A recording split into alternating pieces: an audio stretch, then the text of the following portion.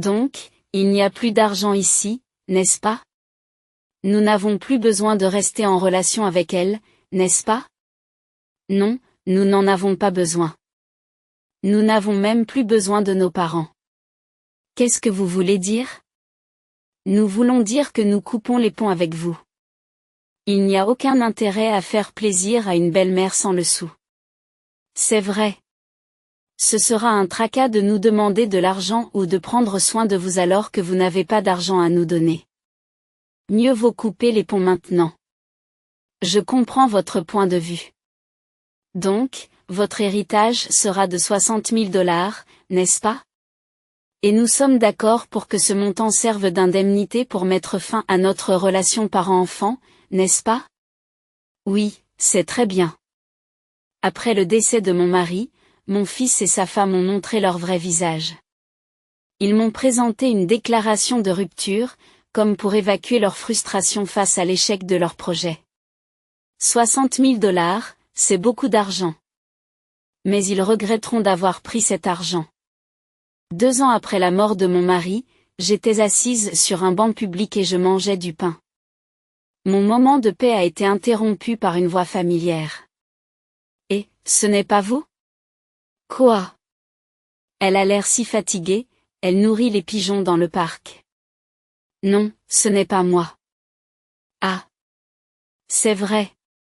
Nous avons pris tout l'argent, donc vous devez être sans abri maintenant. Comment se passe la vie de sans-abri? Je n'en pouvais plus d'être en colère et je restais sans voix. Je soupire doucement et reprends mon repas. Maman, pourquoi nous ignorez-vous? Oh, c'est vrai, nous avons coupé les ponts, alors je ne devrais pas l'appeler « la femme à la noix », hein? Et si je l'appelais la sorcière sans-abri? Ouais, la clocharde sans-abri, ça marche. Mon fils et sa femme continuaient à se moquer de moi, profitant de mon silence. Ayant fini mon pain, il était temps de leur dire la vérité. Vous n'arrêtez pas de parler de sans-abri? Mais de qui parlez-vous? De vous, la sorcière des sans-abri. Je ne suis pas SDF. J'habite là-bas. J'ai indiqué un bâtiment et j'ai expliqué la vérité à mon fils et à sa femme. Qu'est-ce que c'est? Ils sont choqués par la vérité. Il était trop tard pour qu'ils regrettent quoi que ce soit. Je m'appelle Marie. Je suis une femme au foyer de 60 ans.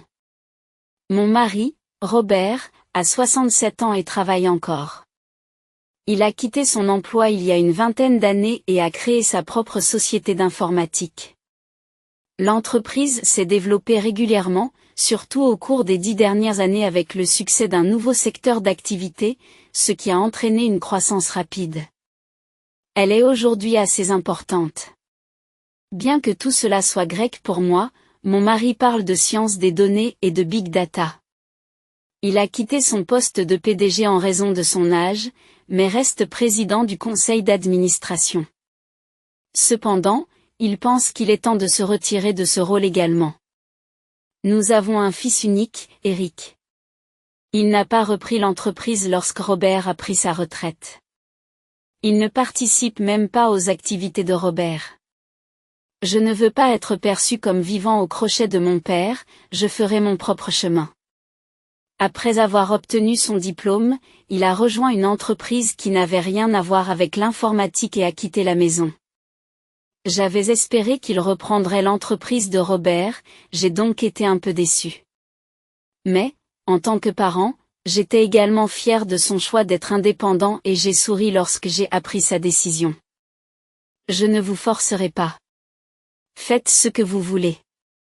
Robert semblait partager mes sentiments et il a encouragé Eric à suivre sa propre voie, même s'il avait l'air un peu déçu.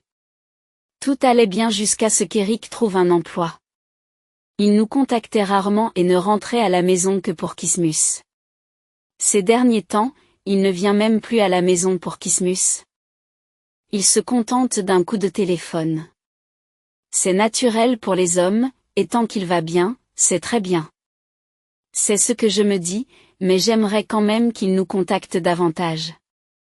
Un jour, à l'improviste et bien avant Christmas, j'ai reçu un appel de sa part. C'est rare que vous m'appeliez en dehors de Noël. J'ai quelque chose à vous dire. Je rentre bientôt à la maison. Quelles sont les nouvelles? Je vais me marier, alors je veux vous la présenter. Vraiment? J'étais heureuse d'avoir de ces nouvelles, mais j'ai été encore plus surprise par l'annonce de son mariage et je n'ai pas pu m'empêcher de m'exclamer bruyamment. Surpris par ma soudaine réaction, Robert, qui regardait tranquillement la télévision, s'est tourné vers moi. Je lui ai adressé un large sourire. Il avait l'air perplexe, n'étant pas encore au courant du mariage d'Éric. Un mois plus tard, Éric devait ramener sa fiancée à la maison. Éric ramènera bientôt sa future épouse. C'est encore dans 3 semaines. 3 semaines qui passeront vite. Depuis l'appel d'Éric, je répète tous les jours à Robert qu'Éric va bientôt rentrer à la maison. Robert a l'air d'en avoir assez, mais je ne peux pas m'empêcher de lui dire avec enthousiasme que la visite d'Éric approche pour l'annonce de son mariage. C'est dire si j'ai hâte d'y être. Mais cette annonce de mariage va m'apporter quelques soucis. Un mois plus tard, Éric et son fiancé Ashley sont venus chez nous. Nous sommes à la maison. Entrez. Papa attend dans le salon. Merci de nous recevoir. Ashley avait l'air jeune et son charme rappelait davantage celui d'une fille d'à accent grave côté que celui d'un mannequin de haute couture. Elle semblait nerveuse, regardant curieusement autour d'elle à l'entrée. Elle a continué à regarder autour d'elle pendant que je les conduisais au salon où Robert les attendait. Bienvenue. Veuillez vous asseoir. Dans le salon, Robert a demandé à Éric et Ashley de s'asseoir en face de lui. Je me suis assise à côté de Robert. Ashley regardait toujours autour d'elle avec curiosité. Me sentant un peu gênée par le fait qu'elle scrute notre maison, j'ai demandé. Y a-t-il quelque chose qui vous intrigue? Oh, non, c'est juste que c'est différent de ce que j'imaginais. Que voulez-vous dire par là? Éric a dit que son père dirigeait une grande entreprise. Ne dites pas une chose aussi embarrassante dès le départ. Les mots d'Ashley et la tentative précipitée d'Éric pour se couvrir nous ont fait rire, Robert et moi, en échangeant un regard. Notre maison vous a-t-elle semblé plus ordinaire que vous ne le pensiez? Non, ce n'est pas ce que je voulais dire. Ne vous inquiétez pas. Nous ne sommes pas très portés sur les choses matérielles. Même s'il dirige une grande entreprise, notre maison est de taille moyenne, et nous ne nous parons pas de marque ni ne mangeons des repas somptueux tous les jours. Je vois. Désolé d'avoir dit quelque chose de bizarre. Je vous ai dit qu'il n'y avait pas lieu d'être nerveux, n'est-ce pas? Mon père n'est pas très rigide. Éric ne put s'empêcher de rire à son tour. Le rire d'Éric détendit Ashley, et à partir de là, la conversation se déroula sans problème. Elle avait l'air jeune, mais elle avait en fait 27 ans et une certaine maturité dans la conversation. Je m'étais inquiétée pour Éric, qui ne s'était pas marié même après avoir eu 30 ans, mais j'étais soulagée qu'il ait enfin trouvé quelqu'un de bien pour lui. 3 mois plus tard, ils se sont mariés. J'étais déjà bien contente, mais ce mariage a eu des conséquences inattendues. Bonjour, maman. Tout va bien là-bas? Oui, tout va bien. Papa et toi n'êtes plus tout jeunes, alors prenez soin de vous. Chaque fois que vous appelez, vous ne parlez que de ça, Éric. Depuis son mariage, il a commencé à nous appeler au moins une fois par mois. Ashley a probablement dû apprendre qu'il nous contactait rarement auparavant et l'a incité à nous appeler régulièrement. N'ayant pas l'habitude de nous contacter, Éric semblait toujours ne pas savoir de quoi parler et s'informait toujours de notre santé. J'aurais aimé qu'il parle davantage de son travail ou de sa vie de couple, mais je l'écoutais toujours avec une expression douce, heureuse d'avoir de ses nouvelles. Pour leur premier Noël après leur mariage, Éric et Ashley nous ont rendu visite. J'ai fait des pieds et des mains et j'ai préparé un repas de Noël fait maison pour les gâter. Cependant, Ashley semblait un peu insatisfaite. Ashley, y a-t-il quelque chose que vous ne pouvez pas manger? Non, ce n'est pas ça. Je vais manger, merci. Ashley a souri et répondu, mais je n'ai pas manqué l'ombre fugace qui a traversé son visage lorsqu'elle a vu le repas de Noël. Elle a à peine touché à la nourriture. Je me suis demandé s'il y avait quelque chose qu'elle ne pouvait pas manger. Craignant d'avoir mis Ashley mal à l'aise, je n'ai cessé de jeter un coup d'œil sur elle, m'inquiétant beaucoup de sa réaction. Préoccupée par la réaction d'Ashley, je me suis retrouvée à parler moins que d'habitude, malgré la conversation animée entre Robert, Eric et Ashley. Finalement, alors qu'Eric et Ashley s'apprêtaient à partir, Eric m'a chuchoté quelque chose pour que les autres ne l'entendent pas. Maman, ces repas de Noël traditionnels ne sont plus vraiment dans l'air du temps. Ce n'est pas vrai, n'est-ce pas? Il n'y a rien de démodé dans un repas de Noël traditionnel, n'est-ce pas? Il ne s'agit pas d'être démodé, mais le repas de Noël que vous avez préparé était plus conventionnel, n'est-ce pas?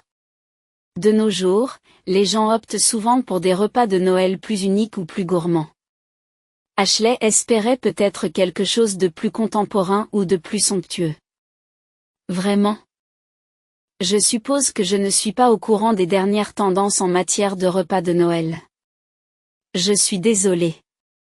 Je ne pensais pas que faire un repas de Noël était une chose pour laquelle il fallait s'excuser, même s'il s'agissait d'une tendance. Mais je m'inquiétais trop de l'impression d'Ashley. Je me suis surprise à m'excuser à voix basse auprès d'Eric. Après le petit incident du dîner de Noël, les appels mensuels se sont réduits à une fois tous les 2 ou 3 mois. J'étais abattue, pensant que j'avais contrarié Ashley avec le dîner. Voyant mon humeur, Robert m'a réconfortée. Ne vous inquiétez pas pour le dîner de Noël. Ashley ne serait pas fâchée pour ça. Eric est probablement occupé par son travail. Ou peut-être qu'il n'a pas le temps de répondre aux appels mensuels. Après tout, il n'avait pas l'habitude d'appeler du tout. Même une fois tous les 3 mois, c'est bien, non? Ces paroles m'ont un peu remonté le moral. Cependant, je n'arrivais toujours pas à me débarrasser d'un sentiment négatif persistant. Il semblait que cette émotion négative attirait encore plus de problèmes. 6 mois plus tard, Robert est tombé malade. Je crois que je ne peux plus travailler. C'est une bonne occasion de prendre ma retraite. Il semblait heureux d'être libéré de son travail alors qu'il était allongé sur son lit d'hôpital. Mais je le connaissais trop bien après plus de 30 ans de mariage. Il devait être frustré d'être contraint à la retraite par la maladie, et non par choix. Sa tentative de dissimuler ses inquiétudes derrière un sourire m'a transpercé le cœur. Naturellement, nous avons parlé à Eric de la maladie de Robert. Quoi? Papa est malade? Je viendrai le voir un jour. La réponse d'Eric au téléphone est indifférente. L'état de Robert s'est aggravé. Malgré cela, Eric et Ashley ne lui ont jamais rendu visite. Finalement, les appels tous les 3 mois ont cessé, et ils ne sont même plus venus à la maison pour Noël. Le temps a passé, 3 ans plus tard. Robert est décédé. Alors, papa est enfin parti, hein? Il avait plus de 70 ans et une entreprise florissante, alors je suppose qu'il était satisfait de sa vie.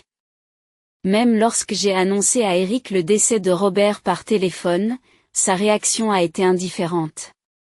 Il s'est bien rendu à l'enterrement, mais il n'a rien fait. Une fois les formalités terminées, Eric et Ashley sont partis précipitamment. En les revoyant rire en montant dans la voiture, ma tristesse d'avoir perdu Robert a été remplacée par de la colère. Mais cette colère fut éphémère, et bientôt je fus à nouveau submergé par le chagrin. Il y avait tant de choses à gérer, comme la paperasserie et le nettoyage des affaires, mais je n'arrivais pas à avancer. Environ 1 mois après le décès de Robert, j'ai enfin commencé à me sentir un peu mieux. Il semble que le temps guérisse la plupart des blessures. Cependant, alors que je reprenais des forces, un nouveau problème est apparu. Un matin, alors que je faisais la lessive, on a sonné à la porte. Maman, ouvre. J'ai vérifié le moniteur et j'ai vu Eric et Ashley debout. Interloqués par leur visite soudaine alors que ce n'était même pas un jour férié, je me suis dirigé vers la porte. C'est par là que se trouve la chambre que papa utilisait pour travailler.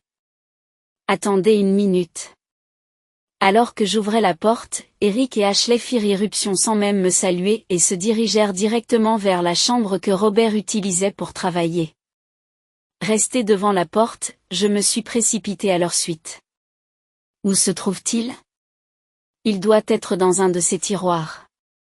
La porte de la salle de travail de Robert était restée ouverte et je pouvais entendre Eric et Ashley parler et fouiller dans les tiroirs. Que faites-vous tous les deux ? Eric et Ashley s'arrêtèrent et se tournèrent vers moi. J'avais une idée de ce qu'ils pouvaient faire, mais je priais pour me tromper. Il est temps de parler de l'héritage, n'est-ce pas ? Nous sommes donc venus chercher ce qui nous appartient. Robert dirigeait une grande entreprise et ne dépensait pratiquement pas d'argent, alors il doit y en avoir beaucoup, non ? Il semble que mes prières soient restées sans réponse. Eric et Ashley m'ont lancé ces mots et sont retournés fouiller dans les tiroirs. En les regardant agir comme des voleurs, j'ai perdu la volonté de les arrêter. Je l'ai trouvé. C'est ça ? Oui. Qu'y a-t-il à l'intérieur ? Respirant bruyamment, Eric et Ashley ont commencé à feuilleter les livrets de banque de Robert. Cependant, leurs visages s'assombrissent lorsqu'ils regardent les soldes. Qu'est-ce que c'est que ça ? Il n'y a presque pas d'argent là-dedans. Bon sang de bonsoir. Je suppose qu'il n'y avait pas autant d'argent que je le pensais.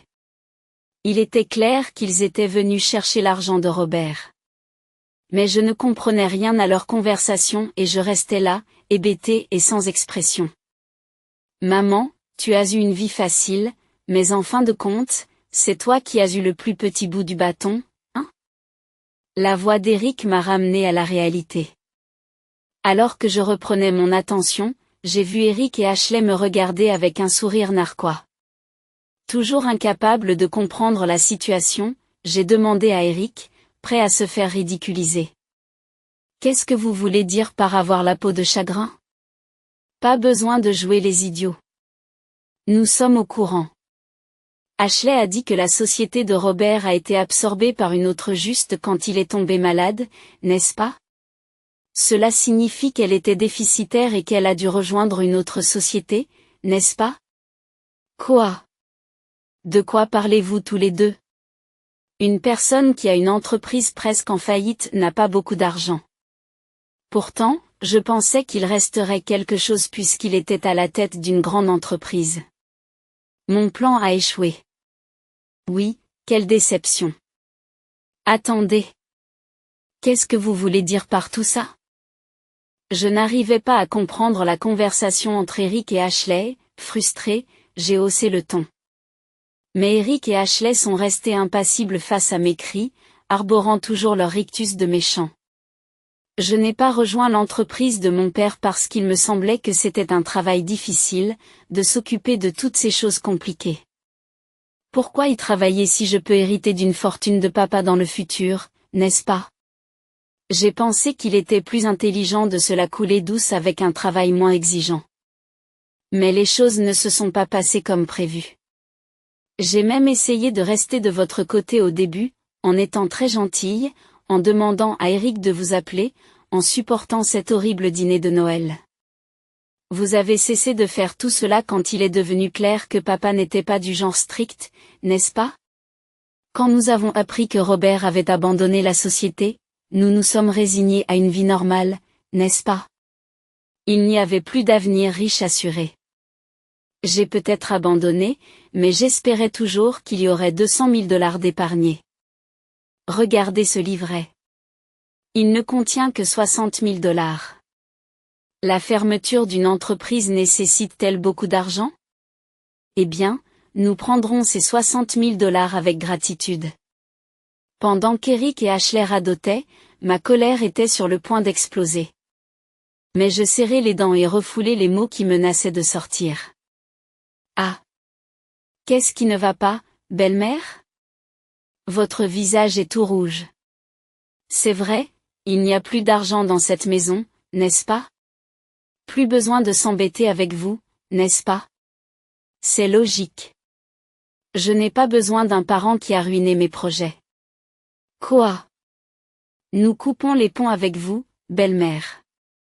Cette maison n'a plus d'argent, n'est-ce pas? Inutile de faire plaisir à une belle-mère sans le sou. Nous ne voulons pas qu'on nous demande de l'argent ou qu'on nous dise de nous occuper de vous sans un sou. Mieux vaut couper les ponts maintenant. Je comprends votre point de vue.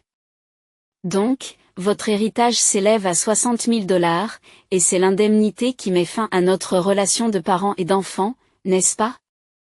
Tout le reste de la maison, je peux le prendre, n'est-ce pas? Oui, c'est bien. Je n'ai pas besoin de cette maison de toute façon, et je ne veux pas avoir de dette. Nous nous contentons des 60 000 $. Eric et Ashley sont partis en riant, comme ils l'avaient fait à l'enterrement de Robert. Je ne voulais même pas leur donner 60 000 $. 60 000 $, c'est beaucoup d'argent. Mais plus tard, ils regretteraient d'avoir pris cet argent. 2 ans après le décès de Robert, j'avais des courses à faire en ville. Se déplacer à mon âge, au milieu de la soixantaine, peut être assez épuisant. Me sentant fatiguée, j'ai décidé de me reposer sur un banc public. Je m'y suis installée avec un ouf et j'ai sorti un sandwich que j'avais acheté au supermarché pour un déjeuner simple. Alors que je mordais dans mon sandwich, des pigeons ont commencé à se rassembler autour de moi. Observer les pigeons m'a donné un sentiment de paix. En effet, ils sont des symboles de paix. Cependant, cette atmosphère sereine a été brisée par une voix familière. Ce n'est pas vous, Marie? Quoi? Regardez-moi ça. Elle a l'air si épuisée, à nourrir les pigeons dans le parc. Non, je ne nourris pas les pigeons. Oh là là. C'est vrai. Comme toujours, vous ne semblez pas dépenser d'argent pour les apparences. Oh, peut-être que vous n'avez plus d'argent depuis que nous avons tout pris, alors je suppose que vous êtes devenu un sans-abri. Comment se passe la vie de SDF? Eric et Ashley, comme d'habitude, ne m'écoutent pas. Ma colère est passée depuis longtemps? Et maintenant je reste bouche bée d'incrédulité. Je soupire doucement et reprends mon repas. Maman, pourquoi nous ignorer? Ah oui, on a coupé les ponts, alors je ne devrais plus vous appeler maman. Que diriez-vous d'une sorcière sans abri alors? Ouais, la sorcière sans abri, ça marche. Eric et Ashley, profitant de mon silence, continuent de dire ce qu'ils veulent en riant. J'ai fini mon sandwich, il est temps de leur dire la vérité. Vous avez parlé d'être sans abri, mais de qui parlez-vous? Vous, la sorcière sans abri. Je ne suis pas SDF. Je vis là-bas. Quoi? J'ai pointé du doigt un bâtiment. Eric et Ashley tournent lentement leur regard dans la direction que je leur indique. L'immeuble que je pointe du doigt semble petit de loin, mais c'est un bel appartement dans une tour. Je pensais que vivre dans une tour d'appartement était un peu exagéré au début, mais c'est en fait très pratique. Il y a des chambres sans obstacle pour les personnes âgées, et je vis dans l'une d'entre elles. De plus, comme le personnel soignant est présent 24 heures sur 24 et 7 jours sur 7, je me sens en sécurité car je sais qu'il y aura toujours quelqu'un si j'ai besoin d'aide. Quoi? N'exagérez pas. Une sans-abri comme vous ne pourrait pas se permettre de vivre là, n'est-ce pas? En fait, cet endroit m'a été légué par Robert. Comment ça? Robert possédait 5 tours en copropriété. J'ai commencé à vivre dans l'une d'entre elles. Je suis propriétaire des autres, donc j'ai des revenus locatifs. Je n'ai pas à me battre pour vivre. Oh là là. Si vous devez mentir, faites au moins en sorte que ce soit crédible. C'est vrai. Je vais vous montrer des preuves. Je ne devrais pas vraiment vous les montrer, mais juste un petit coup d'œil. Je sors de mon sac des documents relatifs au contrat de propriété et de location de l'appartement de la tour et les montre à Eric et Ashley. Qui reste bouche bée. Il se trouve que j'ai ces documents avec moi car ils sont liés à mes courses d'aujourd'hui. Il semblait dubitatif, mais après avoir vu ces documents, ils ont finalement compris que je disais la vérité. Où papa a-t-il trouvé autant d'argent? Vous semblez tous deux penser que l'entreprise de Robert était endettée et qu'elle a été rachetée, mais il s'agissait en fait d'une vente en bonne et due forme. Il a acheté les appartements de la tour comme investissement avec l'argent de la vente de sa société. C'est pourquoi il n'y avait que 60 000 $ d'économie. Je pense qu'il voulait aussi laisser en héritage autre chose que de l'argent liquide. Peut-être voulait-il faire quelque chose comme travailler puisqu'il a dû prendre sa retraite soudainement à cause d'une maladie. Eric et Ashley n'en revenaient pas de réaliser qu'ils n'avaient reçu que 60 000 $ alors qu'il y avait des appartements dans la tour. Mais dire qu'il y a 5 immeubles pourrait être une exagération, voire un mensonge, comme l'a mentionné Eric. La construction d'une tour de condominium coûte des milliards.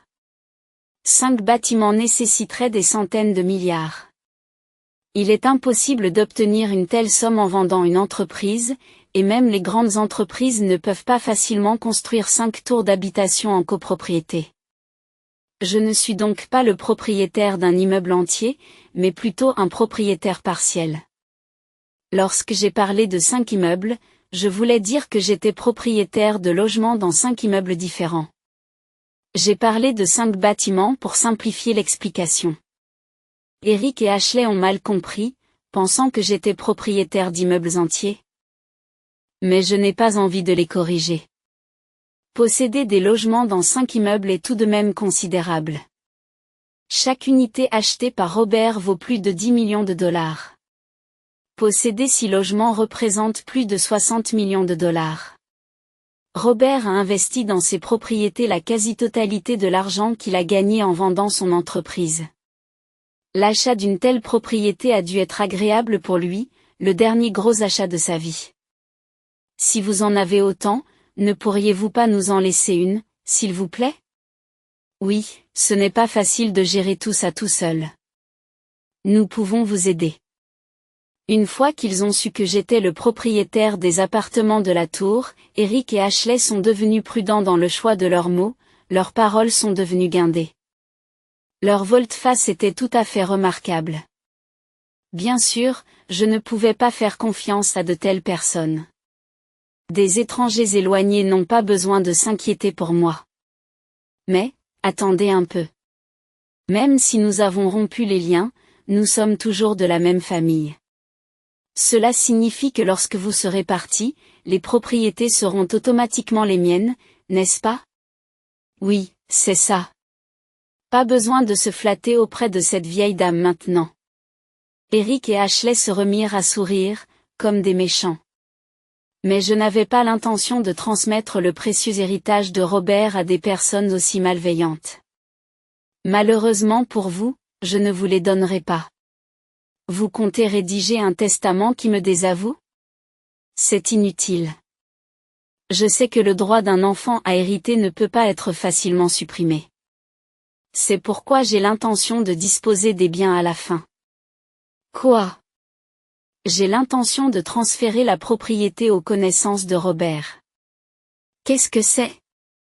L'un des 6 logements de l'immeuble est ma résidence. Tandis que les 5 autres sont occupés par des connaissances de Robert. Elles sont toutes mariées et ont leur propre entreprise. Il est donc peu probable qu'elles déménagent avant que je ne rejoigne Robert. Il n'y a donc pas d'inquiétude à avoir quant au logement vacant. Ces personnes, qui m'ont soutenu et à qui Robert était redevable de son vivant, hériteront des appartements lorsque je ne serai plus là. Je pense que c'est beaucoup mieux que de les confier à Eric et Ashley. En outre, j'ai l'intention de faire don à l'entreprise de Robert de l'argent qui s'accumule lentement grâce aux revenus locatifs. Ce n'est peut-être pas une grosse somme, mais comme j'ai déjà donné 60 000 $ à Eric et Ashley, je ne veux pas leur donner un centime de plus. Quand je partirai, je m'assurerai qu'il ne reste rien pour vous. Qu'est-ce qu'il y a? Eric semble perdre toutes ses forces en réalisant que je n'ai pas l'intention de laisser quoi que ce soit derrière moi, et s'effondre sur le sol. 60 000 $, c'est une somme importante, mais qui n'est pas au-dessus de la capacité de gain d'Eric. S'il regrette d'avoir abandonné les propriétés pour seulement 60 000 $, c'est inévitable. Il n'est pas très agréable de discuter de projets après ma mort. Mais je suis satisfait de voir les visages paniqués d'Eric et d'Ashley. Bon, j'ai des courses à faire, alors je vais y aller. Au revoir, étrangers séparés. J'ai quitté le parc d'un pas alerte. Eric, qui n'a pas eu accès aux propriétés, était tellement frustré qu'il a acheté un petit immeuble en copropriété. Mais comme il a agi à la hâte et sans connaissance suffisante, il a du mal à trouver des logements vacants. Et l'entreprise continue d'être déficitaire. Il a investi toutes ses économies et contracté des emprunts, de sorte qu'il ne pourra pas continuer indéfiniment et devra probablement vendre. Dans ce cas, il se retrouvera avec des dizaines de millions de dettes. Pire encore, s'il ne trouve pas d'acheteur.